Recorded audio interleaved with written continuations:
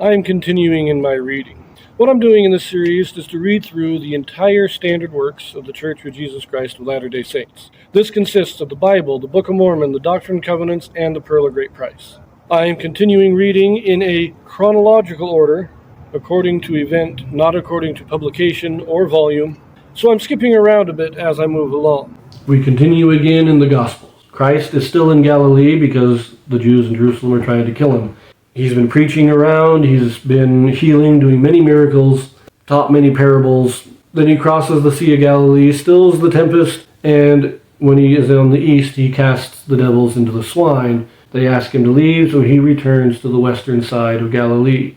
While he is here, what we read last was a ruler asking him to come and heal his daughter. On the way, he also had the woman with the issue of blood touches him and is also healed. That is the story we read last in Matthew. Very short, very simple, very sweet. We're going to read the same story again in Mark.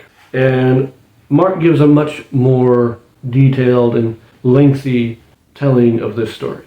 In this video, we have a Joseph Smith translation. Now, what the Joseph Smith translation is, this is a translation or correction done by Joseph Smith to restore those passages that have been lost or corrupted over the years. So we have it here in Mark chapter 5, verses 21 through 43. And when Jesus was passed over again by ship unto the other side, much people gathered unto him, and he was nigh unto the sea. And behold, there cometh one of the rulers of the synagogue, Jairus by name. And when he saw him, he fell at his feet, and besought him greatly, saying, My little daughter lieth at the point of death. I pray thee, come and lay thy hands on her, that she may be healed, and she shall live. And Jesus went with him, and much people followed him, and thronged him. And a certain woman, which had an issue of blood 12 years, and had suffered many things of many physicians, and had spent all that she had, and was nothing better, but rather grew worse, when she had heard of Jesus, came in the press behind, and touched his garment. For she said, If I may touch but his clothes, I shall be whole.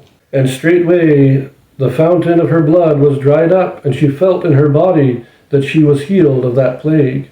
And Jesus, immediately knowing in himself that virtue had gone out of him, turned him about in the press, and said, Who touched my clothes? And his disciples said unto him, Thou seest the multitude thronging thee, and sayest thou, Who touched me? And he looked round about to see her that had done this thing. But the woman, fearing and trembling, knowing what was done in her, came and fell down before him, and told him all the truth.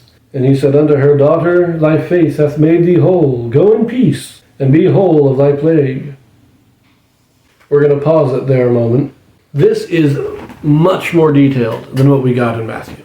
First of all, we're told the ruler's name, Jairus. Now, a lot of people have pronounced, I used to pronounce it Jairus myself, but you look at the spelling, and it's the I comes before the R. It's Jairus is how this is pronounced. And again, we are saying, she's not dead, but she's dying. She's on the point of death, and he is desperate to have her healed. Christ goes without question. He's going to go heal her, and the people are thronging around him. Now, a few things about the woman here who is being healed. We aren't told her name, but she's had this plague for 12 years, an issue of blood, meaning she's bleeding menstrually for 12 years. That's what the problem is. Now, because of this, she is unclean under the law of Moses. So she can't worship at the temple. But not only that, any man who touches her while she is unclean until the next day. So she is being avoided. People don't want to be around her. She has spent all her money on physicians and nobody can heal her. She has been plagued with this. This isn't just not feeling well for 12 years. She has been almost an outcast for 12 years because of this. And again, as I said in my last video, there have been others who have been healed by just touching Christ. She's probably heard the stories. I don't know if she came up with this on her own. She may have heard the stories and said, hey, others have been healed in this way. Maybe if I can get up there and just touch him, I can get healed. Anyways, let us finish the rest of this. Verse 35. While he yet spake, there came from the ruler of the synagogue's house certain which said, Thy daughter is dead. Why troublest thou the master any further? As soon as Jesus heard the word that was spoken, he saith unto the ruler of the synagogue, Be not afraid, only believe. And he suffered no man to follow him, save Peter and James and John, the brother of James.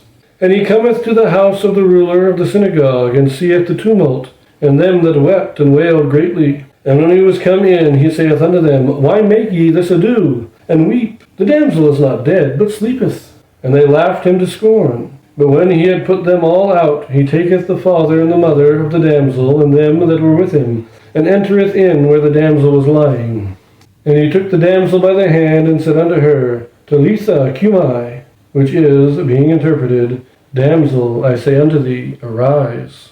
And straightway the damsel arose, and walked, for she was of the age of 12 years. And they were astonished with a great astonishment. And he charged them straitly that no man should know it, and commanded that something should be given her to eat.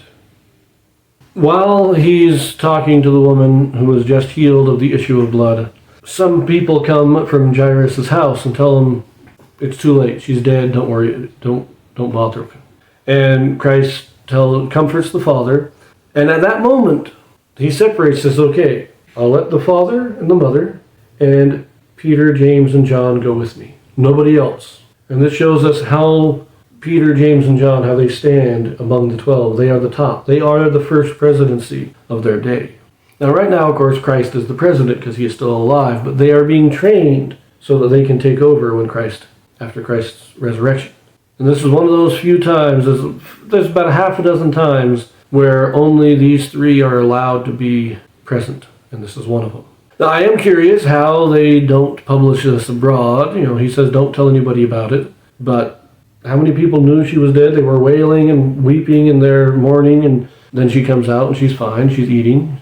Now, they're going to have to come up with some story if they're not going to tell it abroad, so it's just an interesting thing. But it does give us a little bit more detail, and I like that Christ comforts the Father. When they all come, say, don't trouble the Master anymore. He says, don't worry, believe. He gives words of comfort to the Father. And this, again, is Mark showing us the human side of Christ, the emotions of Christ. But let us take a quick look at the Joseph Smith translation here. Simple things here in verse 21. It's just, instead of Jesus was passed over, it's Jesus had passed over. In verse 23, we take out the I pray thee. So instead of I pray thee, come lay thy hands on her, it's just come lay thy hands on her. And verse 24 just changes Jesus to he went with him. Verse 26, instead of was nothing bettered, is was nothing better.